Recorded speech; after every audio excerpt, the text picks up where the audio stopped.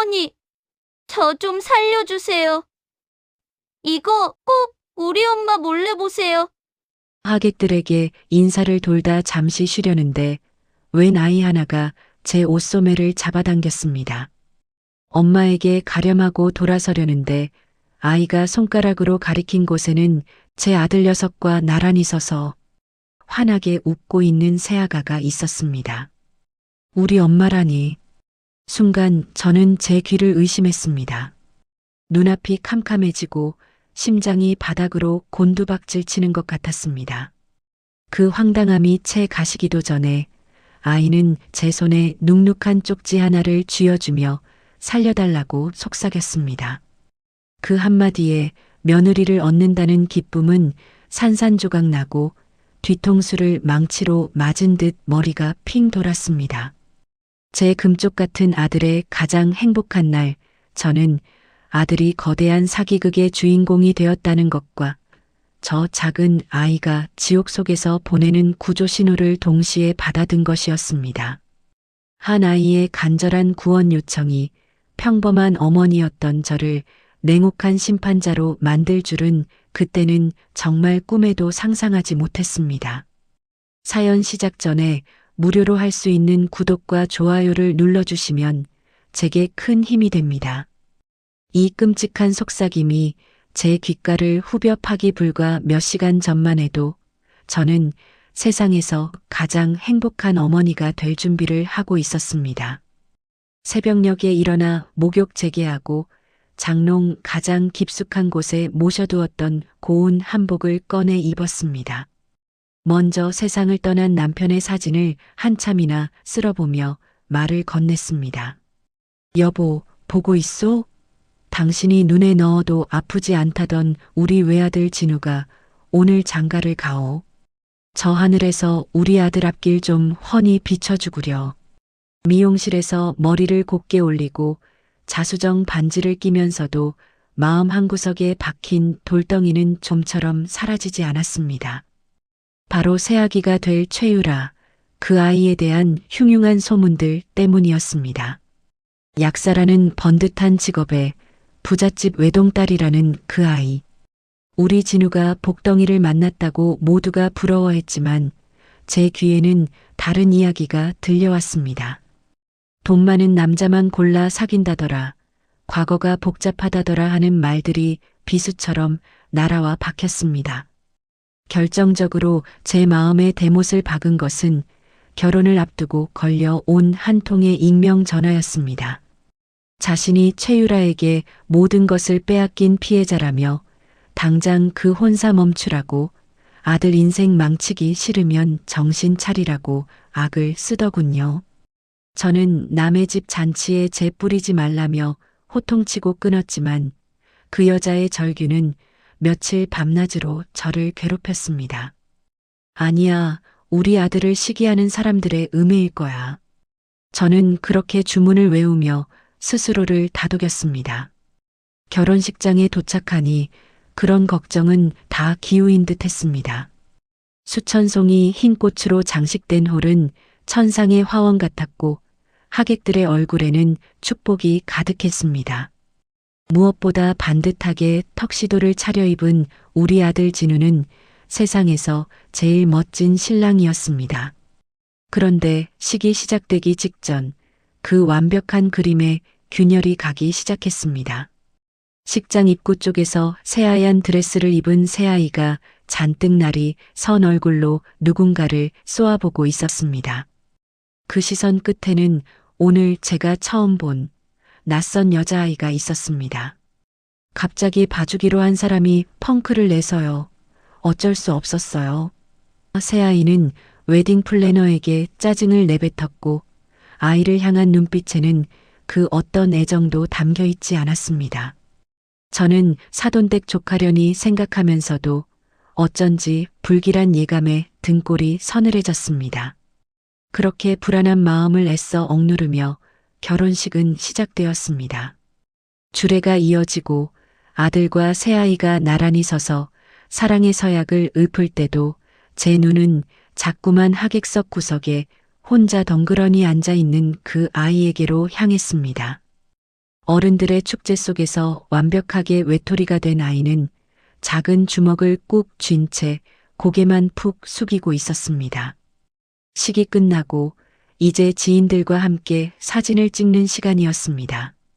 수십 명의 사람들이 단상 위로 오르내리고 사진사의 고함과 웃음소리가 뒤섞여 정신이 하나도 없었습니다. 바로 그때였습니다. 모두가 카메라를 보며 억지 미소를 짓고 있는 그 어수선한 틈을 타 아까 그 아이가 제 뒤로 몰래 다가온 것입니다. 그리고 제 귓가에 지옥에서 온 것 같은 그 속삭임을 던졌습니다. 할머니, 저 좀 살려주세요. 이거 꼭 우리 엄마 몰래 보세요.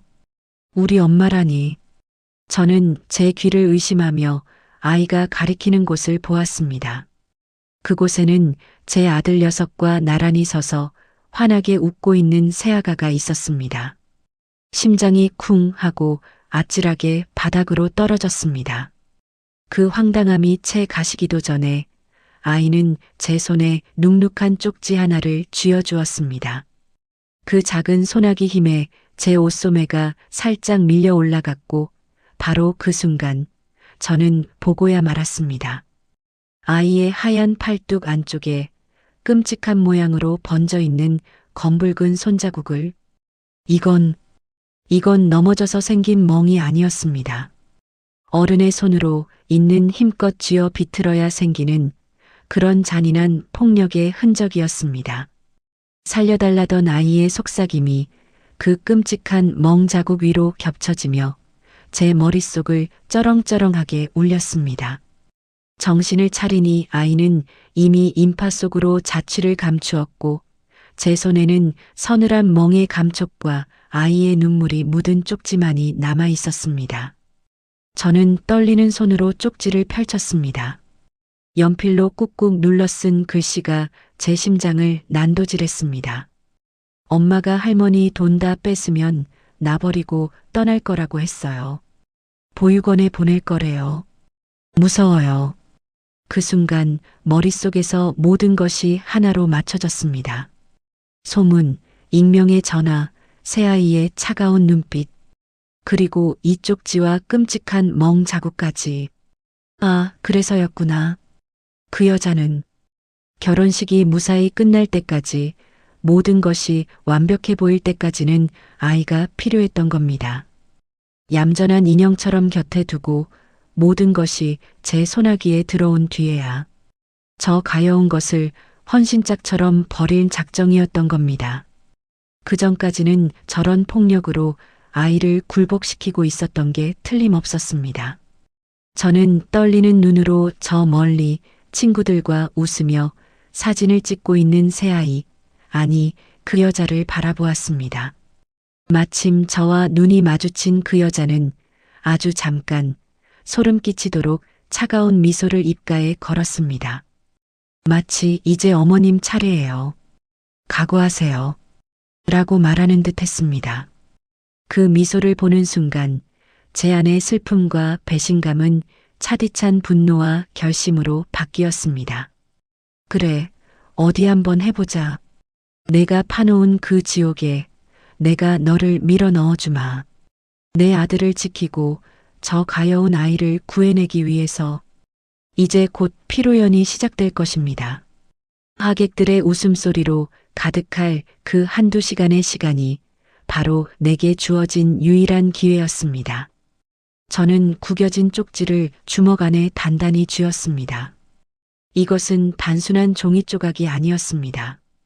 그것은 나의 선전포고이자 그 여자의 죄를 단죄할 심판의 서곡이었습니다. 구겨진 쪽지를 단단히 쥔 내 손이 사시나무처럼 떨리고 있었습니다. 피로 연장의 시끄러운 음악 소리와 사람들의 웃음소리가 이명처럼 멀게만 들렸습니다. 방금 전 내 눈으로 똑똑히 본 아이의 팔에 새겨진 그 끔찍한 멍 자국과 살려달라던 아이의 목소리가 머릿속을 떠나지 않았습니다. 지금 당장이라도 달려가 저 악마 같은 여자의 머리채를 잡고 모든 것을 끝장내고 싶었지만 저는 가까스로 이성을 붙들었습니다. 안 된다. 여기서 무너지면 내 아들도 저 가여운 아이도 어느 누구도 구할 수 없다. 저는 옆에 있던 직원에게 잠시 몸이 좋지 않다며 양해를 구하고 비틀거리는 걸음으로 화장실로 향했습니다. 차가운 대리석 벽에 등을 기대자 그제야 참고 있던 숨이 한꺼번에 터져 나왔습니다. 거울 속에 비친 내 모습은 금방이라도 쓰러질 것처럼 위태로웠습니다. 곱게 올린 머리도 비싼 돈을 주고 맞춘 한복도 이 모든 것이 한낱 허상처럼 느껴졌습니다. 저는 세면대로 다가가 찬물을 틀었습니다. 손에 닿는 물의 감각이 너무나도 차가워서 오히려 정신이 번쩍 드는 것 같았습니다. 거울 속의 나를 똑바로 바라보았습니다. 더 이상 슬퍼하고 분노할 시간이 없었습니다. 이제 나는 아들을 둔 어미이자 한 아이를 구해야 하는 유일한 어른이었습니다. 내 눈빛 속에서 연약한 슬픔이 사라지고 차가운 결심이 칼날처럼 서슬퍼렇게 빛나기 시작했습니다. 마음을 다잡고 피로 연장으로 돌아왔을 때 저는 더 이상 아들의 결혼을 축복하는 행복한 어머니가 아니었습니다. 저는 이제 화려한 가면을 쓴 채 적진의 심장부로 걸어 들어가는 전사였습니다. 마침 저를 발견한 아들 진우가 걱정스러운 얼굴로 다가왔습니다. 어머니, 어디 다녀오세요? 안색이 안 좋으세요. 어디 편찮으신 거예요? 아들의 그 순진한 얼굴을 보니 또다시 가슴이 미어졌습니다. 이 모든 진실을 알게 되면 내 아들은 얼마나 큰 상처를 받을까. 하지만 그 상처가 더 깊어지기 전에 썩은 부위를 도려내야만 했습니다. 저는 억지로 입꼬리를 끌어올리며 아들의 손을 잡았습니다. 아니다. 우리 아들 장가가는 게 너무 좋아서 그렇지. 내가 행복해하는 얼굴 보니까 엄마는 더 바랄 게 없다. 그때였습니다. 제 아들의 팔에 자연스럽게 팔짱을 끼며 그 여자가 다가왔습니다. 여전히 세상에서 가장 아름다운 신부의 얼굴을 한 채였습니다. 어머님, 피곤하시죠? 이제 저희가 알아서 할 테니 어머님은 좀 앉아서 쉬세요. 그 말은 더없이 상냥했지만 그 눈빛은 분명히 말하고 있었습니다. 이제 당신의 역할은 끝났으니 무대에서 내려가시라고. 저는 그 의도를 꿰뚫어보고 희미하게 웃어주었습니다. 그래, 고맙구나 새아가. 그래도 아직은 내가 챙겨야 할 손님들이 많아서 말이다. 팽팽한 신경전 속에서 저는 자연스럽게 몸을 돌렸습니다. 이제 계획을 실행할 때였습니다. 저는 마치 오래된 친구와 반갑게 통화하는 것처럼 연기하며 휴대전화를 들고 피로연장 구석의 비상계단으로 향했습니다. 문을 닫자 시끄러운 음악 소리가 한순간에 차단되었습니다. 떨리는 손으로 저는 얼마 전 내게 익명의 전화를 걸어왔던 그 번호를 눌렀습니다. 몇 번의 신호음 끝에 날카로운 여자의 목소리가 들려왔습니다. 누구세요? 접니다. 김진우 엄마입니다. 전에 제게 전화 주셨던 분 맞으시죠? 수화기 너머에서 여자가 숨을 멈추는 것이 느껴졌습니다. 여자는 이미 모든 것이 끝났다고 생각했는지 차갑게 쏘아붙였습니다. 이제 와서 왜요? 내가 그렇게 말렸는데 결국 결혼시킨 거 아니에요? 이미 늦었어요. 아닙니다. 아직 늦지 않았습니다. 제 목소리는 낮고 단호했습니다. 오늘 그 여자가 숨겨둔 딸을 데리고 왔습니다. 아이 몸에는 학대의 흔적이 있었습니다. 지금 제 손에는 그 아이가 살려달라고 쓴 쪽지가 있습니다. 제게 증언해 주십시오. 당신이 당했던 모든 일, 당신이 가지고 있는 모든 증거가 지금 필요합니다. 한 아이의 목숨이 달려 있습니다. 수화기 너머에서는 한동안 침묵이 흘렀습니다. 이윽고 여자가 흐느끼는 소리가 들려왔습니다. 그 여자는 과거 최유라가 자신에게 사기를 치고 돈을 갈취했던 모든 증거, 녹취 파일과 계좌이체 내역까지 전부 가지고 있다고 했습니다. 지금 당장 제게 모두 보내주겠다고 제발 그 악마 같은 여자를 벌해달라고 울부짖었습니다. 첫 번째 관문은 통과했습니다.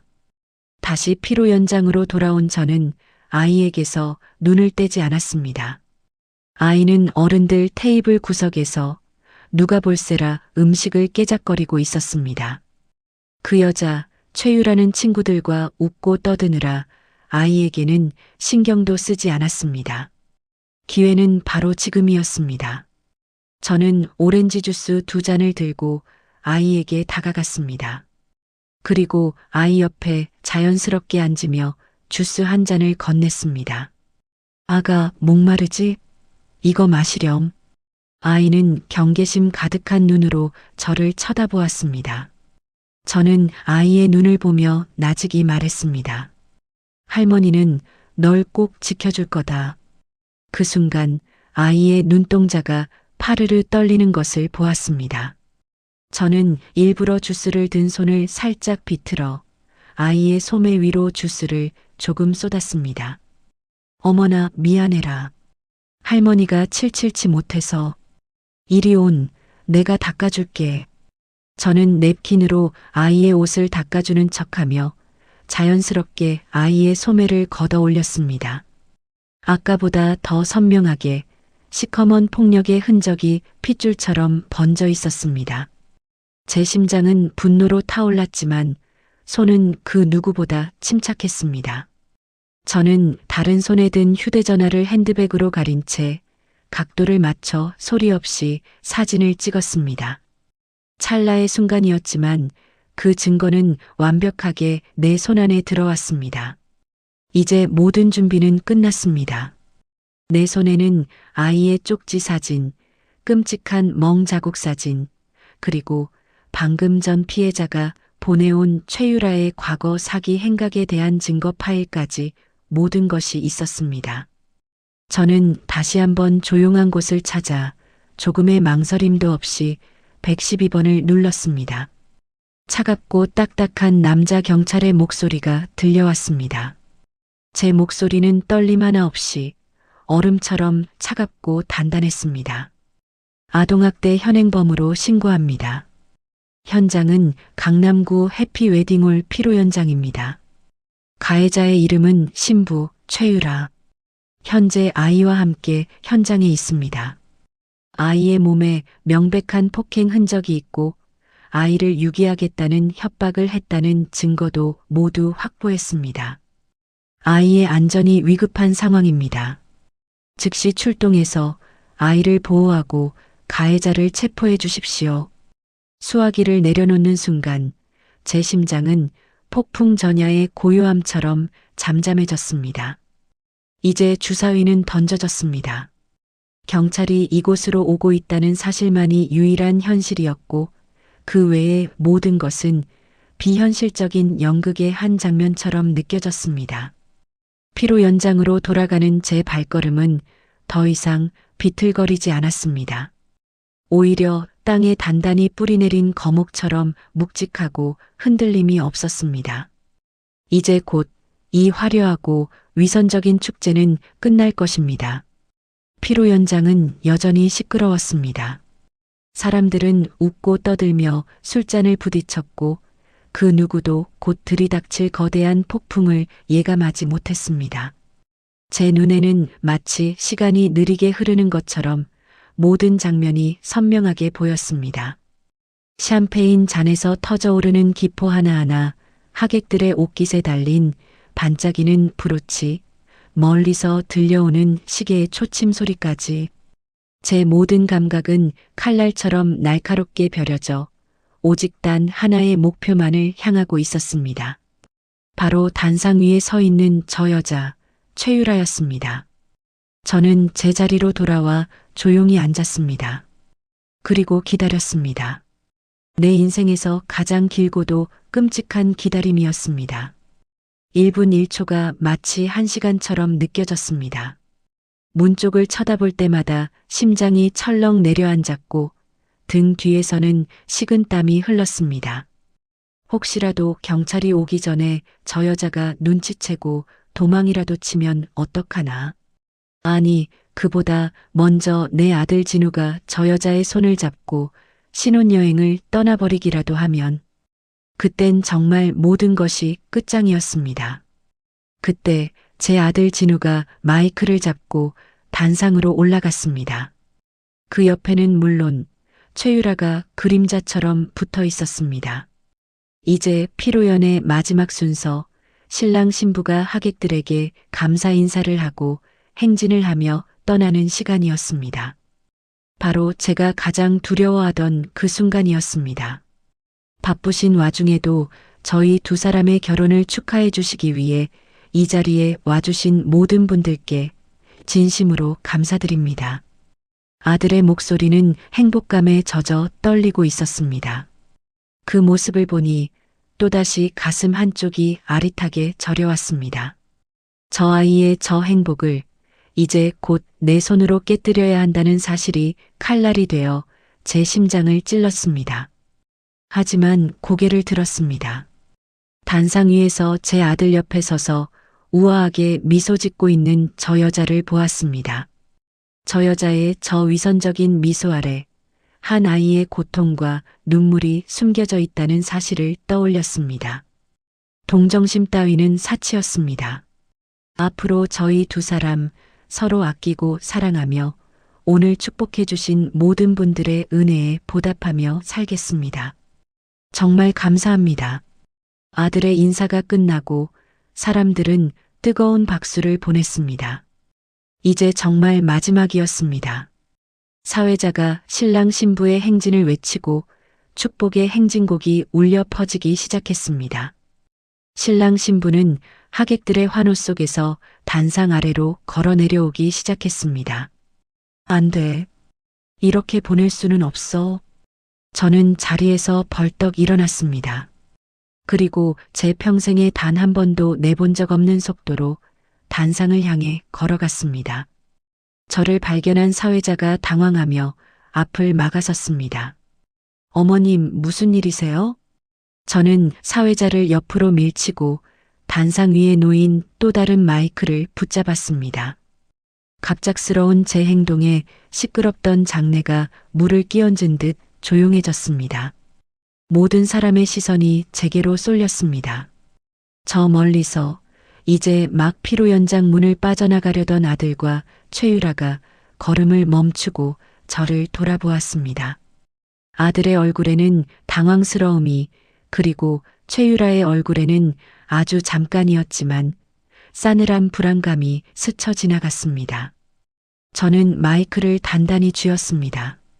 제 심장은 미친 듯이 뛰었지만 목소리는 얼음장처럼 차갑고 또렷했습니다. 잠깐만요. 하객 여러분께 그리고 제 아들에게 제가 꼭 해야 할 말이 있습니다.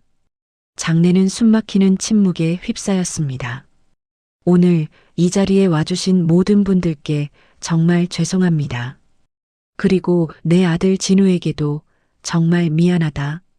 저는 잠시 말을 멈추고 최유라를 똑바로 바라보았습니다. 그녀는 애써 태어난 척 미소를 지으려 했지만 입꼬리가 미세하게 떨리고 있었습니다. 저는 오늘 이 결혼을 인정할 수가 없습니다. 이 결혼은 처음부터 끝까지 추악한 사기극이었기 때문입니다.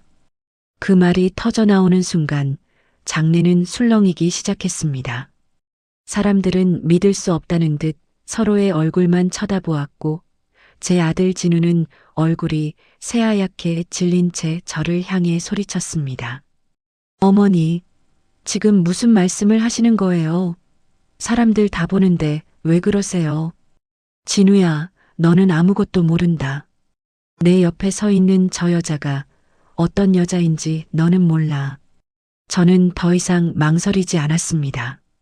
제 손에 들린 것은 마이크가 아니라 저 여자의 심장을 꿰뚫을 창이었습니다. 여러분, 제 며느리가 될 뻔했던 저 여자, 최유라는 오늘 이 자리에 자신의 7살짜리 딸을 데리고 왔습니다. 제 아들에게는 단 한 번도 말한 적 없는 숨겨둔 딸을 말입니다. 숨겨둔 딸이라는 말에 장내는 그야말로 폭탄을 맞은 것처럼 터져나갔습니다. 사람들의 경악에 찬 탄성과 수군거림이 파도처럼 밀려왔습니다. 최유라의 얼굴에서 마침내 미소가 사라졌습니다. 그녀는 당황한 기색을 감추지 못하고 저를 향해 날카롭게 소리쳤습니다. 어머님, 지금 무슨 말도 안 되는 소리를 하시는 거예요. 제가 언제요? 뻔뻔하기 짝이 없는 그 목소리에 제 분노는 머리끝까지 치솟았습니다. 말도 안 되는 소리? 그럼 내 딸아이 팔에 있는 그 시커먼 멍 자국은 뭐라고 설명할 거지? 내가 재산만 빼앗고 나면 보육원에 버릴 거라는 그 협박은 뭐라고 변명할 거냐고.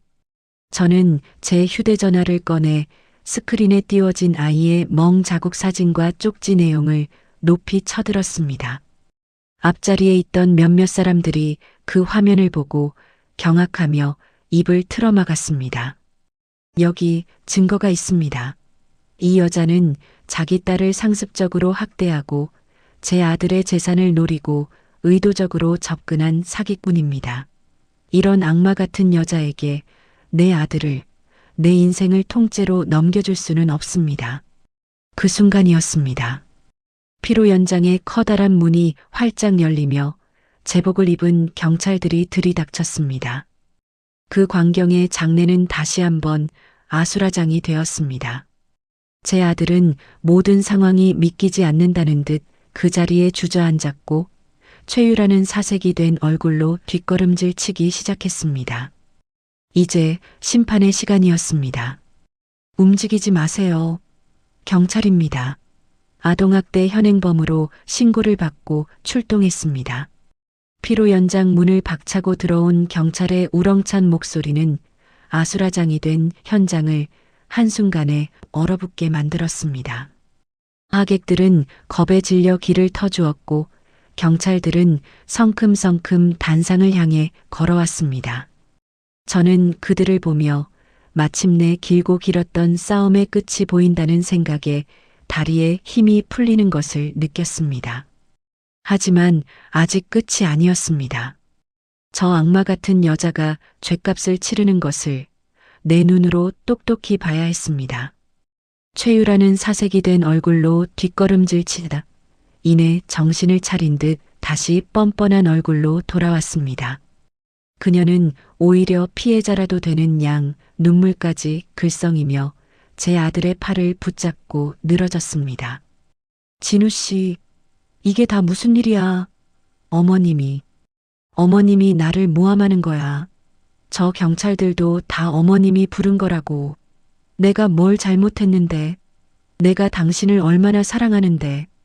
그 처절한 연기에 몇몇 사람들은 혹시 정말 오해가 있는 것은 아닌가 하는 눈으로 저와 최유라를 번갈아 보았습니다. 제 아들 진우마저도 충격에서 벗어나지 못한 채 이 모든 상황이 믿기지 않는다는 듯 텅 빈 눈으로 저를 바라보았습니다. 어머니, 정말 어머니가 하신 거예요? 왜 이러세요? 그때 경찰 중 가장 직급이 높아 보이는 형사가 제게 다가와 물었습니다. 신고자 되십니까? 신고하신 내용이 사실입니까? 저는 한치의 망설임도 없이 대답했습니다. 네, 맞습니다.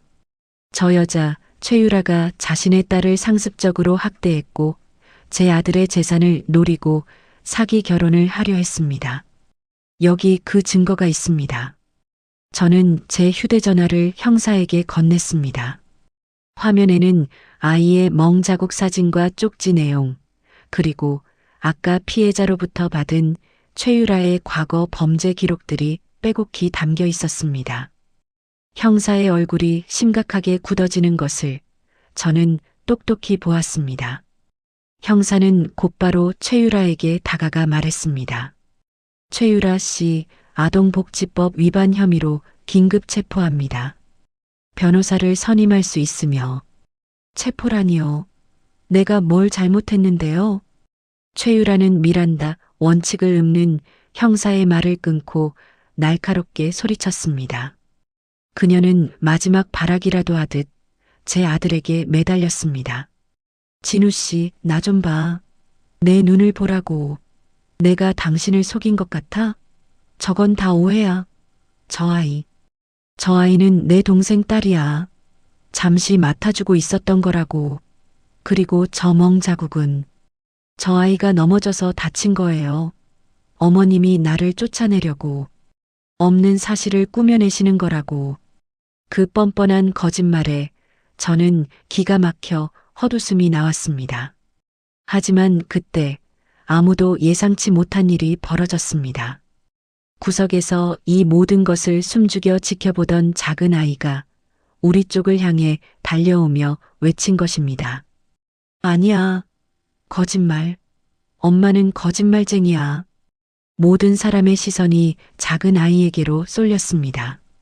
아이는 눈물 콧물로 범벅이 된 얼굴로 떨리는 손가락으로 최유라를 가리켰습니다. 엄마가 그랬어. 할머니 돈 다 뺐으면 나 보육원에 보낼 거라고. 맨날 나 때리고 밥도 안 주고. 이몽도 엄마가 그런 거야. 내가 아저씨랑 결혼하는 거 방해된다고 그랬어. 아이의 그 처절한 외침은 그 어떤 증거보다도 강력한 한방이었습니다. 최유라의 얼굴에서 마지막 핏기마저 가셨습니다. 그녀는 더 이상 아무런 변명도 하지 못하고 그 자리에 주저앉아 버렸습니다. 그제야 제 아들 진우도 모든 것이 끔찍한 현실이라는 것을 깨달은 듯 했습니다. 아들의 얼굴은 절망과 배신감으로 일그러졌고 텅 빈 눈에서는 눈물이 하염없이 흘러내렸습니다. 아들은 저를 한 번, 그리고 최유라를 한 번, 마지막으로 저 작은 아이를 한 번 쳐다보더니 결국 무너져 내리며 오열하기 시작했습니다. 저는 그런 아들에게 다가가 아무 말 없이 아들의 등을 토닥여 주었습니다. 지금은 그 어떤 위로의 말도 아들에게는 들리지 않을 것이었습니다.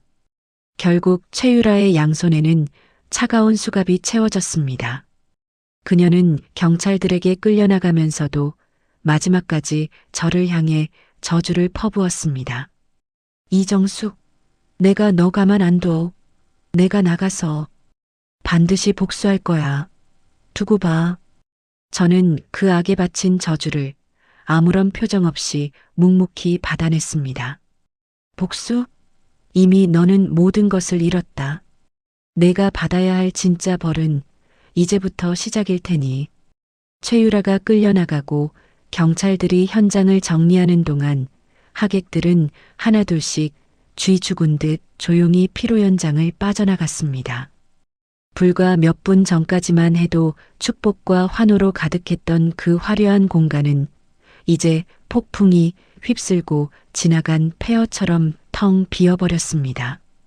텅 빈 피로 현장에는 오직 세 사람만이 남아 있었습니다. 모든 것을 잃고 넋이 나간 채 바닥에 주저앉아 있는 내 아들, 진우. 그리고 겁에 질려 구석에서 훌쩍이고 있는 작은 아이. 마지막으로 이 모든 비극의 중심에서 홀로 서 있는 나. 저는 아이에게 다가가 아이의 눈높이에 맞춰 몸을 낮추었습니다. 그리고 아이의 떨리는 작은 어깨를 부드럽게 감싸 안았습니다. 얘야, 이제 다 끝났다.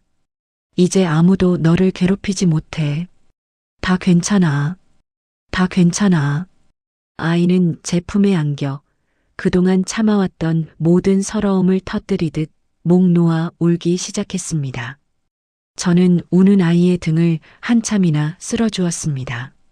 이 아이의 울음소리가 내 아들의 절망이 그리고 내 가슴에 새겨진 이 깊은 상처가 앞으로 내가 짊어지고 가야 할 무거운 짐이라는 것을 저는 직감했습니다. 심판은 끝났지만 우리의 진짜 이야기는 이제부터 시작이었습니다. 축제가 끝난 자리는 전쟁터와 다름없었습니다. 테이블 위에는 먹다 남은 음식들이 흉하게 널브러져 있었고 바닥에는 터져버린 풍선과 하객들이 버리고 간 꽃잎들이 뒤엉켜 나뒹굴었습니다. 조금 전까지 천상의 화원 같았던 그 공간은 이제 역한 음식물 쓰레기 냄새와 값싼 향수 냄새, 그리고 이루 말할 수 없는 절망의 공기만이 가득했습니다. 저는 제 품에 안겨 끄끄거리며 우는 아이의 등을 하염없이 토닥였습니다. 저 멀리 내 아들 진우는 텅 빈 눈으로 허공을 응시한 채 미동도 하지 않았습니다. 웨딩홀 직원들은 저희 세 사람을 어찌해야 할지 모르는 얼굴로 멀찍이 서서 수군거릴 뿐 누구 하나 선뜻 다가오지 못했습니다. 그래, 이제 가야지. 이 지옥 같은 연극의 무대에서 이제는 퇴장해야 할 시간이었습니다. 저는 아이를 일으켜 세우고 넋이 나간 아들에게 다가가 그 팔을 붙잡았습니다. 진우야, 일어나. 집에 가자. 아들은 마치 제 목소리가 들리지 않는다는 듯 아무런 반응이 없었습니다. 저는 아들의 팔을 거의 끌다시피 부축해 일으켜 세웠습니다. 아들은 힘없이 제게 몸을 기댔지만 그 무게가 천근만근처럼 느껴졌습니다. 아이는 제 옷자락을 놓칠세라 꾹 쥐고 겁먹은 눈으로 주위를 두리번거리며 제 뒤를 따랐습니다.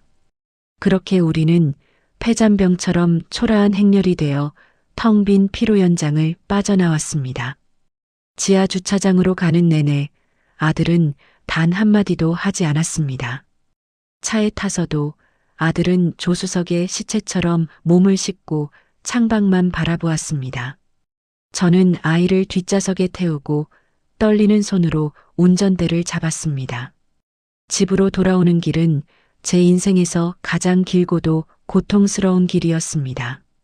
차 안에는 아들의 희미한 흐느낌과 겁에 질린 아이의 가쁜 숨소리, 그리고 제 심장이 쿵쾅거리는 소리만이 가득했습니다. 라디오를 켤 생각도 그 어떤 말을 건넬 엄두도 나지 않았습니다. 집 현관문을 여는 순간 저는 숨을 멈춰야 했습니다. 집안은 오늘 아침까지만 해도 새로운 시작에 대한 설렘과 기대로 가득 차 있던 그 공간이 아니었습니다. 거실 한가운데에는 미처 다 뜯지 못한 하객들의 결혼 선물이 산처럼 쌓여 있었고 축 결혼이라는 붉은 글씨가 새겨진 리본들이 마치 조롱하듯 널브러져 있었습니다. 진우와 그 여자가 함께 쓸 거라며 새로 들여놓은 하얀 소파와 고급스러운 거실장은 이제 주인을 잃고 흉물처럼 서 있을 뿐이었습니다. 이 모든 것이 우리에게 벌어진 비극을 더욱 잔인하게 후벼 파는 증거물처럼 느껴졌습니다. 그때였습니다. 그 끔찍한 풍경을 마주한 아들이 마침내 참아왔던 모든 것을 터뜨리기 시작했습니다. 으아! 아들은 짐승처럼 울부짖으며 거실에 쌓여있던 선물 상자들을 닥치는 대로 걷어차고 내던지기 시작했습니다. 값비싼 도자기 세트가 박살나는 소리, 유리잔이 깨지는 날카로운 파열음이 집안을 가득 메웠습니다. 왜 나한테 이런 일이, 내가 뭘 그렇게 잘못했는데. 아들은 바닥에 주저앉아 가슴을 치며 오열했습니다. 다 거짓말이었어. 사랑한다는 것도 나밖에 없다는 것도 전부 다 거짓말이었어. 저는 차마 아들에게 다가가지 못하고 그저 문 앞에서 아들의 무너지는 모습을 지켜볼 수밖에 없었습니다. 내 아들의 가슴에 저렇게 깊은 상처를 낸 것이 결국은 나라는 죄책감이 발목을 붙잡았습니다. 하지만 저는 어머니였습니다. 무너져 내리는 아들을 일으켜 세워야 하는 마지막 버팀목이었습니다. 저는 아이를 제 등 뒤로 숨기고 천천히 아들에게 다가가 그 앞에 무릎을 꿇었습니다. 진우야, 엄마가 미안하다. 다 내 잘못이다. 그러자 아들은 피눈물이 섞인 눈으로 저를 올려다보며 소리쳤습니다. 왜 이제야 말씀하셨어요? 미리 말씀해 주셨으면 이렇게까지 되지는 않았을 거 아니에요. 왜 나를 이렇게 비참하게 만드셨어요? 왜? 아들의 원망 섞인 절규는 날카로운 칼이 되어 제 심장에 박혔습니다. 할 말이 없었습니다. 그 어떤 변명도 지금 아들에게는 들리지 않을 것이었습니다. 저는 그저 아들의 손을 잡고 아들과 함께 울었습니다. 미안하다 아들아, 정말 미안하다. 이 말밖에는 할 수 있는 것이 없었습니다. 한참을 그렇게 울던 아들은 이내 모든 기운이 빠진 듯 자리에서 일어나 비틀거리며 자신의 방으로 들어갔습니다. 그리고 문을 걸어 잠갔습니다. 쾅 하고 닫히는 그 문소리는 세상과 아들 사이에, 그리고 저와 아들 사이에 거대한 벽이 세워지는 소리 같았습니다. 거실에는 다시 침묵이 찾아왔습니다. 깨진 유리 조각과 찢어진 포장지들로 아수라장이 된 거실 한가운데 저는 제 등 뒤에 숨어 부들부들 떨고 있는 이 작은 아이를 어떻게 해야 할지 막막하기만 했습니다. 아이는 그 모든 난장판을 겁에 질린 눈으로 지켜보고 있었습니다. 아이 역시 이 비극의 또 다른 피해자였습니다. 저는 아이의 손을 잡고 욕실로 데려갔습니다. 따뜻한 물로 아이의 눈물로 얼룩진 얼굴을 닦아주고 땀에 젖은 머리를 감겨주었습니다. 그리고 제 남편이 살아생전에 입던 가장 작은 티셔츠를 찾아 아이에게 입혔습니다. 아이는 제가 하는 모든 행동에 저항하지 않고 그저 텅 빈 눈의 인형처럼 가만히 몸을 맡기고 있었습니다. 저는 부엌으로 가 찬밥이라도 데워 아이에게 내밀었지만 아이는 고개를 저을 뿐 아무것도 먹으려 하지 않았습니다. 결국 아이는 제 아들이 쓰던 작은 침대에 눕히자마자 깊은 잠에 빠져들었습니다. 아마 오늘 하루 아이가 겪었을 공포와 충격은 어른도 감당하기 힘든 것이었을 겁니다. 잠든 아이의 얼굴을 내려다보았습니다. 새근새근 내쉬는 숨결과 아직도 희미하게 남아있는 눈물 자국, 그리고 그 가녀린 팔에 새겨진 멍자국. 이 모든 것이 제 가슴을 아프게 짓눌렀습니다. 나는 과연 이 아이를 지켜줄 수 있을까? 그렇게 한참을 아이 곁에 앉아 있는데 다친 아들 방에서는 여전히 낮은 흐느낌이 새어 나오고 있었습니다. 그때였습니다. 정막을 깨고 거실에서 요란하게 전화벨이 울리기 시작했습니다. 이 밤중에 누구일까? 저는 조심스럽게 방문을 닫고 나와 떨리는 손으로 수화기를 들었습니다. 여보세요? 김진우 씨 댁 맞습니까? 강남경찰서 지능범죄수사팀의 박철민 형사입니다. 경찰이었습니다. 제 심장이 다시 쿵 하고 내려앉았습니다. 오늘 체포한 피의자 최유라 건으로 몇 가지 확인할 것이 있어 전화드렸습니다. 어머님께서 제출해 주신 증거 외에 추가 피해자 진술이 확보되었습니다. 내일 오전 중에 경찰서로 오셔서 조사를 한번 받으셔야 할 것 같습니다. 그 말을 듣는 순간 제 머릿속은 오히려 차갑게 식으며 명료해졌습니다. 그래, 아직 끝난 게 아니었지. 심판은 이제 막 시작된 것이었다. 저는 흐트러짐 없는 목소리로 대답했습니다. 네, 알겠습니다. 내일 오전에 바로 가겠습니다. 다음 날 아침 밤사이 내린 서리처럼 집안의 공기는 차갑고 무겁게 가라앉아 있었습니다. 간밤에 아수라장이 되었던 거실은 제가 밤새 뜬 눈으로 치워 어느 정도 정리가 되어 있었지만 깨진 유리 조각처럼 한번 금이 간 우리 가족의 관계는 어디서부터 손을 대야 할지 막막하기만 했습니다. 저는 뜬 눈으로 밤을 새웠습니다. 닫힌 아들방 문을 하염없이 바라보다가 아이가 자는 방에 들어가 아이가 숨을 제대로 쉬는지 몇 번이나 확인했습니다. 아들은 아침이 되어서도 방에서 나오지 않았습니다. 방문을 두드려도 아무런 대답이 없었습니다. 그저 죽은 듯한 침묵만이 흘러나올 뿐이었습니다.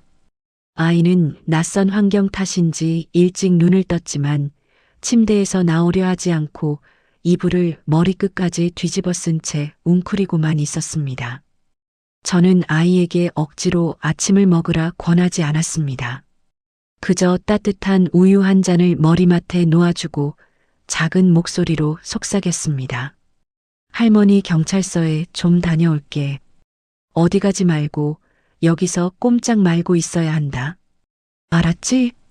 아이는 이불 속에서 작게 고개를 끄덕였습니다. 그 모습을 보니 또다시 가슴이 미어졌지만 지금은 감상에 젖어 있을 때가 아니었습니다. 전쟁은 이제부터 시작이었으니까요. 경찰서에 도착하니 박철민 형사가 저를 기다리고 있었습니다. 그의 얼굴은 어제보다 더 굳어 있었습니다. 조사실로 들어간 저는 제가 알고 있는 모든 사실을 막힘없이 진술했습니다. 최유라가 어떻게 아들에게 접근했는지, 그동안 어떤 의심스러운 정황들이 있었는지, 그리고 결혼식 당일 아이를 통해 모든 진실을 알게 되기까지의 과정을 말입니다. 제 진술을 듣던 박 형사는 이윽고 믿기 힘든 이야기를 꺼냈습니다. 어머님께서 제보해 주신 덕분에 저희가 피의자의 과거 행적을 추적할 수 있었습니다. 최유라는 상습범이었습니다. 어머님, 아드님 외에도 최소 4명의 남성이 같은 수법으로 당했습니다. 모두 번듯한 직업을 가졌거나 집안에 재산이 많은 남자들이었습니다. 저는 입술을 깨물었습니다. 내 아들이 그저 어리석었던 것이 아니라 저 여자가 그만큼 교활하고 악랄한 전문가였다는 사실에 분노가 치밀었습니다. 박 형사는 말을 이었습니다. 피해액만 합쳐도 수십억 원에 달합니다. 약사 면허도 위조된 것이었습니다. 진짜 약사인 동창의 신분을 도용해서 수년간 다른 사람인 척 살아온 겁니다. 아마 아이 아빠가 누군지, 아이의 출생신고는 어떻게 되어 있는지도 전부 거짓일 가능성이 높습니다. 저희가 지금 그 부분을 집중적으로 수사하고 있습니다. 모든 것이 거짓이었습니다. 이름도 직업도 심지어는 제 며느리가 될 뻔했던 그 모든 순간이 하나의 거대한 거짓 연극이었습니다. 저는 주먹을 꾹 쥐었습니다. 저런 여자에게 내 아들이, 내 온 가족이 놀아났다는 사실이 너무나도 분하고 치가 떨렸습니다. 그 여자, 반드시 법의 최고형을 받게 해주십시오. 그리고 저 아이 서아를 위해서라도 그 여자가 다시는 세상 밖으로 나오지 못하게 막아주십시오. 조사를 마치고 집으로 돌아오는 발걸음은 천근만근처럼 무거웠습니다. 하지만 동시에 반드시 저 여자를 지옥으로 떨어뜨리고 말겠다는 결심은 더욱 단단해졌습니다.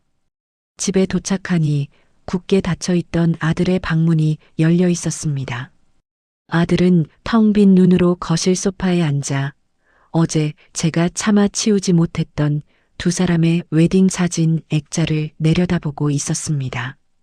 액자 속에서 진우와 그 여자는 세상에서 가장 행복한 얼굴로 웃고 있었습니다. 저는 조용히 아들 옆에 앉았습니다. 한참이나 침묵이 흘렀습니다. 먼저 입을 연 것은 아들이었습니다. 경찰서는 잘 다녀오셨어요? 목소리는 잠겨 있었지만 어제처럼 날이 서 있지는 않았습니다. 그래, 그 여자는 상습범이었단다. 우리 말고도 피해자가 더 있었어. 제 말에 아들은 자조적인 웃음을 터뜨렸습니다. 아, 그랬군요. 나만 바보인 줄 알았는데. 다행이네요. 그 말에 가슴이 아팠지만 저는 아무 말도 하지 않았습니다.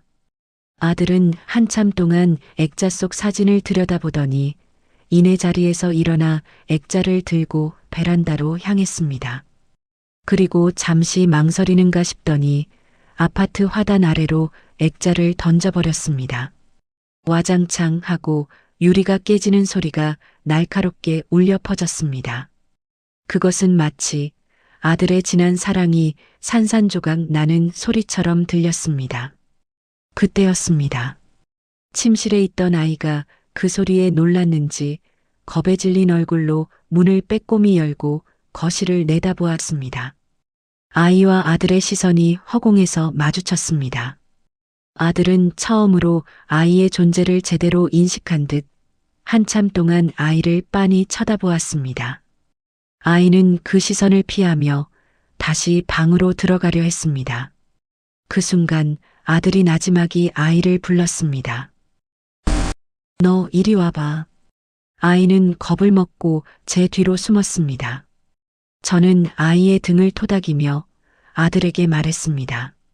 진우야, 겁먹었다. 그러지 마라. 아니에요.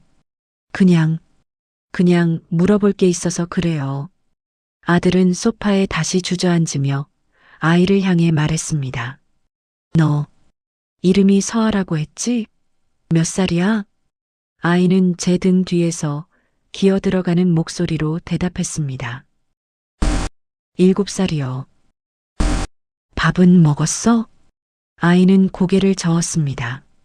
그 모습을 본 아들의 얼굴에 복잡한 감정이 스쳐 지나갔습니다. 분노와 원망, 그리고 아주 약간의 죄책감 같은 것이었습니다. 아들은 한숨을 푹 쉬더니 부엌으로 가 서툰 솜씨로 냉장고를 뒤지기 시작했습니다. 그리고는 계란 몇 개를 꺼내 프라이를 하기 시작했습니다. 지독한 비극 속에서 너무나도 일상적인 그 풍경이 오히려 제 가슴을 더 아프게 했습니다. 아들은 접시에 계란 프라이와 김을 담아 아이 앞에 놓아주었습니다. 먹어. 너도 잘못한 거 없잖아. 아이는 아들의 눈치를 살피며 아주 조금씩 밥을 먹기 시작했습니다. 그 모습을 한참이나 지켜보던 아들이 저를 향해 처음으로 속내를 털어놓았습니다. 어머니, 제가 너무 바보 같았어요. 저 여자가 저렇게까지 하는 동안 저는 아무것도 몰랐어요. 저 아이가 저렇게 힘들어하는 동안 저는 제 행복에 취해서 아무것도 보지 못했어요. 제가 저 아이한테 너무 미안해요. 저는 그런 아들의 어깨를 감싸 안았습니다. 그래, 아들아. 이제라도 알았으면 된 거다. 이제 너는 다시 일어서야 한다. 그날 밤 저는 잠든 아이의 얼굴을 보며 생각에 잠겼습니다. 경찰의 말대로라면 저 아이의 신상 정보는 무엇 하나 확실한 것이 없었습니다. 언제까지고 우리가 이 아이를 데리고 있을 수는 없는 노릇이었습니다. 아이에게 가장 좋은 것은 아이를 진심으로 사랑해줄 진짜 가족의 품으로 돌아가는 것이었습니다. 저는 결심했습니다. 내일 날이 밝는 대로 아이의 친척들을 수소문해 보기로. 그것이 저 아이와 그리고 내 아들을 위한 내가 해야 할 또 다른 일이었습니다. 내 아들과 저 가여운 아이를 위해 내가 해야 할 일은 분명했습니다. 바로 아이의 진짜 가족을 찾아주는 것. 하지만 그 길은 처음부터 짙은 안개 속이었습니다. 최유라, 아니 제 이름마저 거짓이었던 그 여자가 남긴 모든 정보는 쓰레기 더미나 마찬가지였습니다. 경찰도 그 여자의 진짜 신원을 파악하는데 애를 먹고 있었고 아이의 출생신고, 기록조차 찾을 수 없다는 비관적인 이야기만 들려왔습니다. 공권력만 믿고 기다릴 수는 없었습니다. 저는 내 손으로 직접 찾아 나서기로 결심했습니다. 그날부터 저는 전쟁 같은 하루하루를 보냈습니다. 낮에는 수소문 끝에 용하다는 흥신소를 찾아가 제가 가진 단서들을 넘기고 아이의 친척을 찾아달라고 의뢰했습니다. 밤에는 인터넷을 뒤지며 최유라라는 이름으로 검색되는 모든 기록과 사람들을 하나하나 확인했습니다. 하지만 매번 허탕이었습니다. 그 여자는 마치 유령처럼 인터넷 세상에도 진짜 발자국 하나 남기지 않았습니다. 시간이 흐르는 동안 집안의 풍경은 아주 조금씩 더디게 변해가고 있었습니다. 아들은 더 이상 방 안에 틀어박혀 있거나 물건을 부수며 분노를 터뜨리지 않았습니다. 대신 멍하니 소파에 앉아 TV를 보거나 말없이 베란다에 서서 담배를 태우는 시간이 길어졌습니다. 그 모습이 더 가슴 아팠지만 저는 아들이 스스로 상처를 이겨낼 시간을 주기로 했습니다. 아이 서아는 여전히 말이 없었지만 처음처럼 저를 그림자처럼 따라다니지는 않았습니다. 거실 구석에 앉아 혼자 그림을 그리거나 제가 사다 준 동화책을 읽으며 시간을 보냈습니다. 신기한 것은 아이가 저보다 아들인 진우를 더 편하게 느끼는 것 같다는 점이었습니다. 아마 아이의 눈에는 저 역시 자신을 엄마에게서 떼어놓은 어른 중 하나로 보였을지도 모릅니다. 반면 제 아들은 그저 자신처럼 상처받고 힘들어하는 또 다른 존재로 보였을지도 모르겠습니다.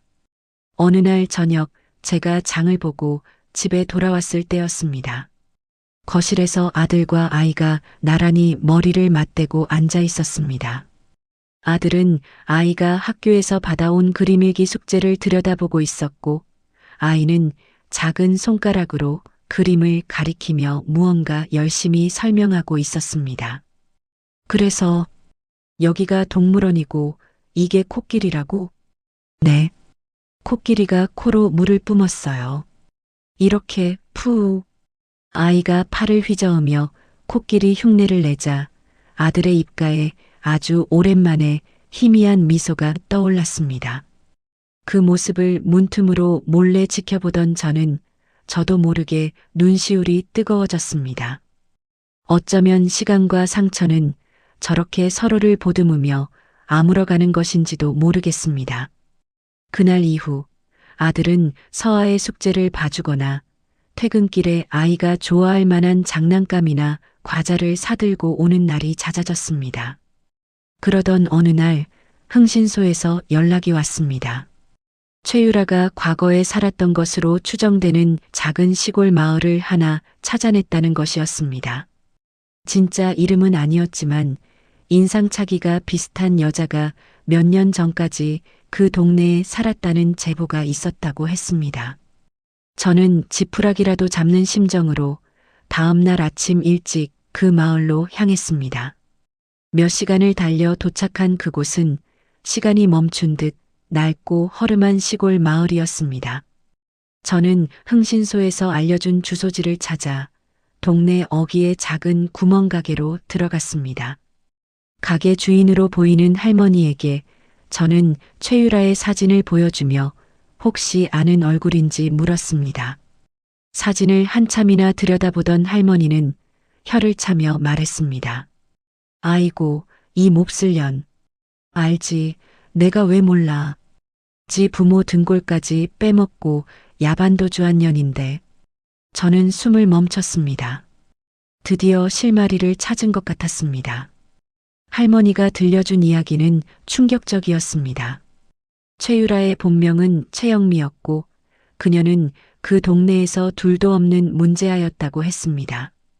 젊어서부터 허영심이 많아 도시로 나가 살겠다며 부모 속을 썩이더니 결국 부모님이 집 팔고 논 팔아 마련해준 돈까지 전부 들고 사라져버렸다는 것이었습니다. 그럼 그 부모님은 지금 어디 계신가요?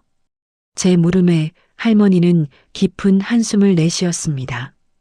딸년이 그렇게 사라지고 나서 충격으로 아버지는 시름시름 앓다 돌아가시고 어머니는 치매까지 와서 지금 요양병원에 있어. 자식 잘못 키운 죄라고 동네 사람들 얼굴도 못 보고 살아. 저는 망치로 머리를 한 대 얻어맞은 기분이었습니다. 그 여자는 제 아들뿐만 아니라 자신의 부모에게까지 씻을 수 없는 상처를 남긴 악마였던 겁니다. 아이의 외가 쪽은 기댈 곳이 전혀 없다는 뜻이었습니다. 허탈한 마음으로 차를 돌리려는데 할머니가 저를 붙잡고 말했습니다. 근데 그년한테 애 아빠는 있었지. 서울에서 무슨 큰 사업 한다던 남자였는데 맨날 좋은 차 끌고 와서 동네 사람들한테 돈 자랑하고 그랬어. 그 남자네 집도 꽤나 잘 산다고 들었는데 새로운 단서였습니다. 저는 할머니에게 그 남자에 대해 아는 것을 전부 말해달라고 부탁했습니다. 할머니는 기억을 더듬어 그 남자의 이름과 대략적인 인상착의를 말해주었습니다. 저는 그 모든 것을 수첩에 꼼꼼히 받아 적었습니다. 집으로 돌아온 저는 그날 밤 다시 흥신소에 연락해 새로운 정보를 넘겼습니다. 그리고 며칠 뒤 기적 같은 전화 한 통을 받게 되었습니다. 사모님 찾은 것 같습니다. 말씀해 주신 인상착의의 남자와 그 가족들을 찾아냈습니다. 그 남자는 몇 년 전 사업 실패로 목숨을 끊었지만 그의 부모님, 그러니까 아이의 친할아버지, 할머니 되시는 분들이 지금 경기도 외곽에서 살고 계십니다. 연락처를 보내드리겠습니다. 수화기를 쥔 제 손이 파르르 떨렸습니다. 드디어 찾은 것이었습니다.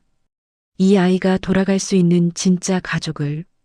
저는 흥신소에서 보내준 연락처를 몇 번이나 확인하고 또 확인했습니다. 이제 이 번호로 전화를 걸어 모든 것을 말해야 했습니다. 당신들에게 당신들이 존재조차 몰랐던 손녀가 있다는 사실을 말입니다. 과연 그들은 이 아이를 받아줄까요?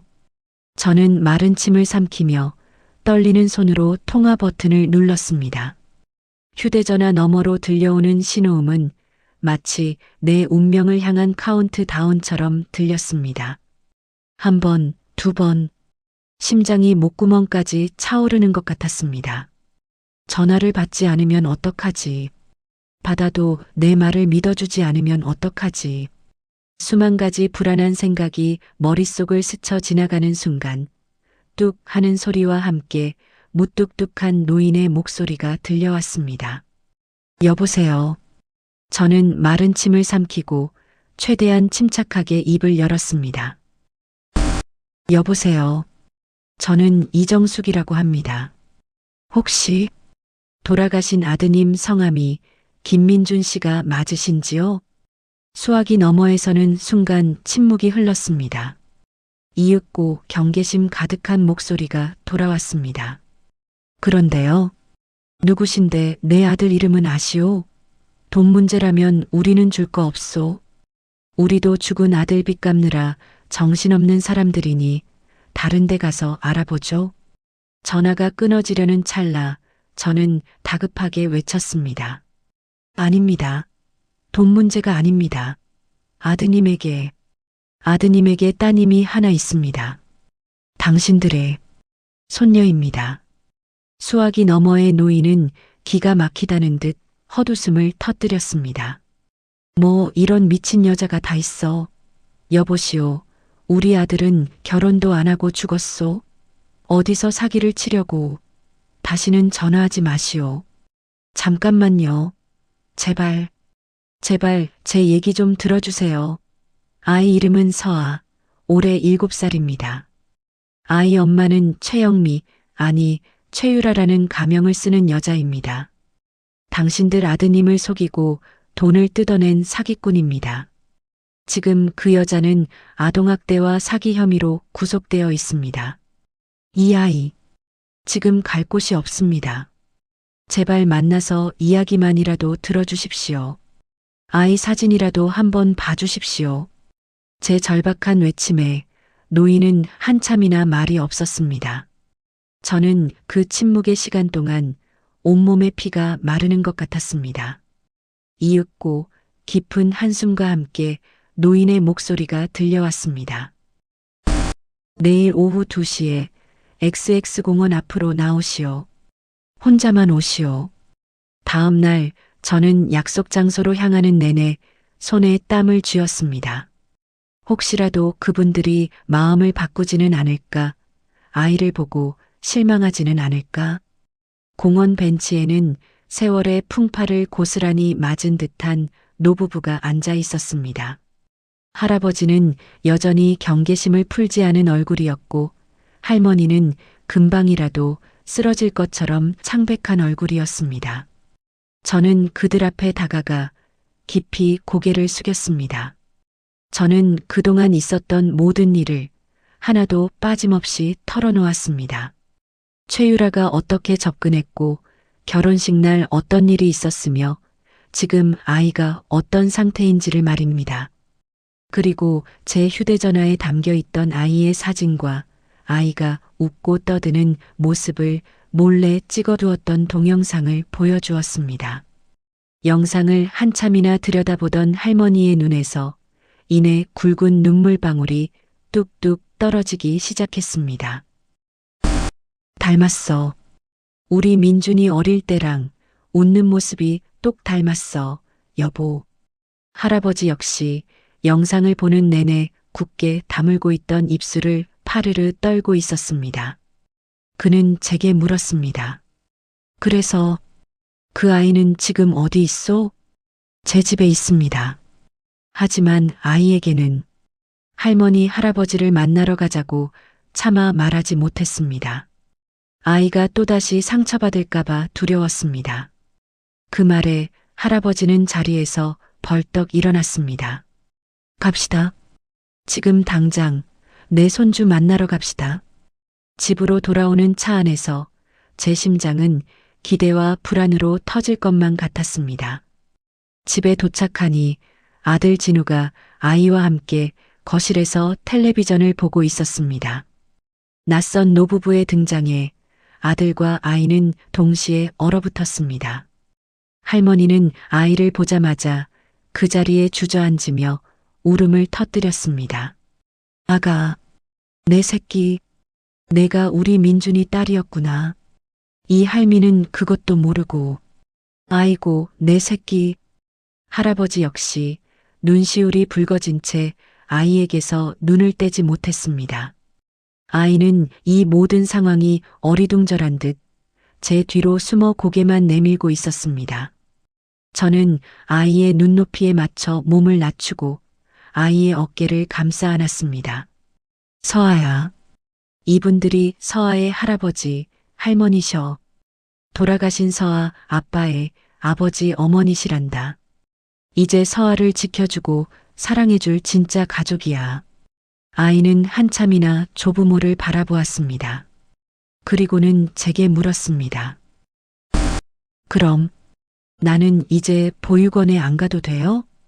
그 한마디에 그 자리에 있던 모든 어른들의 가슴이 무너져 내렸습니다. 할머니는 아이에게 기어가다시피 다가가 아이를 품에 꼭 끌어안았습니다. 그럼 당연하지. 누가 우리 강아지를 보육원에 보내. 이제 할미 할애비랑 같이 사는 거야. 아무 데도 안 가. 절대 안 보낼 거야, 내 새끼. 아이는 할머니의 품에 안겨 한참 동안 가만히 있었습니다. 그러더니 이내 작은 어깨를 들썩이며 참아왔던 울음을 터뜨리기 시작했습니다. 그것은 공포와 서러움의 울음이 아니었습니다. 마침내 돌아갈 곳을 찾은 아이의 안도와 기쁨의 눈물이었습니다. 며칠 뒤 아이는 할머니, 할아버지의 손을 잡고 제 집을 떠났습니다. 떠나기 전 아이는 제게 다가와 작은 목소리로 말했습니다. 할머니, 고맙습니다. 그리고 아저씨도요. 아이를 떠나보내고 텅 빈 집으로 돌아온 저와 아들은 한참 동안 아무 말도 하지 않았습니다. 그날 밤 아들이 제 방으로 건너와 처음으로 속 깊은 이야기를 꺼냈습니다. 어머니, 저 이제 괜찮은 것 같아요. 아니, 괜찮아져야죠. 서아도 자기 인생을 찾아갔는데 저도 이제 제 인생을 살아야죠. 어머니께 너무 죄송하고 또 감사합니다. 저는 그런 아들을 따뜻하게 안아주었습니다. 그래, 아들아. 우리는 괜찮을 것이다. 이 상처는 평생 흉터로 남겠지만 우리는 분명 더 단단해질 것이다. 그 후 최유라는 사기와 아동학대 등 모든 혐의가 인정되어 법정 최고형에 가까운 중형을 선고받았다는 소식을 들었습니다. 그 소식을 들었을 때 제 마음속에 남은 것은 통쾌함이 아니었습니다. 그저 한 인간의 끝없는 탐욕이 얼마나 많은 사람들에게 불행을 안겨주었는지에 대한 깊은 허탈함과 씁쓸함 뿐이었습니다. 이제 우리 집에는 더 이상 결혼 선물이 쌓여 있지도 화려한 웨딩 사진이 걸려 있지도 않습니다. 대신 그 자리에는 아이가 떠나기 전 제게 선물이라며 주고 간 삐뚤빼뚤한 글씨로 고맙습니다. 할머니라고 쓰인 그림 액자가 놓여 있습니다. 저는 가끔 그 그림을 보며 생각합니다. 인생이란 참 알 수 없는 것이라고. 아들의 결혼식 날 저는 모든 것을 잃었다고 생각했습니다. 하지만 어쩌면 저는 그날 모든 것을 잃은 것이 아니라 더 소중한 것을 지켜낼 기회를 얻었던 것인지도 모르겠습니다. 그날 찢어졌던 제 마음은 아직 완벽히 아물지 않았습니다. 하지만 그 상처 위로 이제는 새로운 희망의 새살이 아주 조금씩 돋아나고 있습니다. 이 이야기는 한순간의 선택이 어떻게 운명을 바꾸고 진실이 가진 파괴적이면서도 구원적인 힘을 보여주고 있습니다.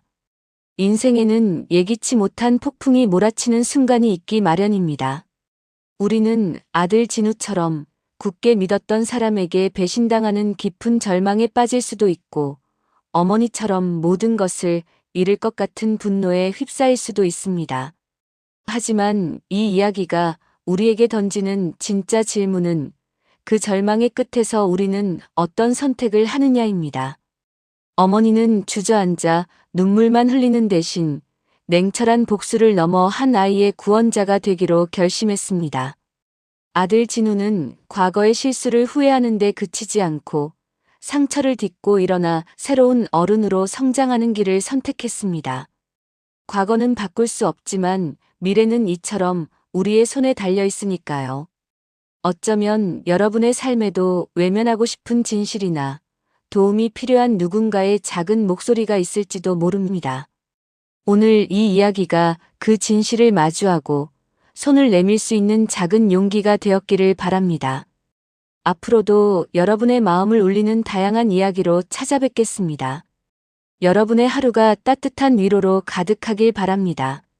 채널 구독과 좋아요도 잊지 말고 꼭 부탁드립니다.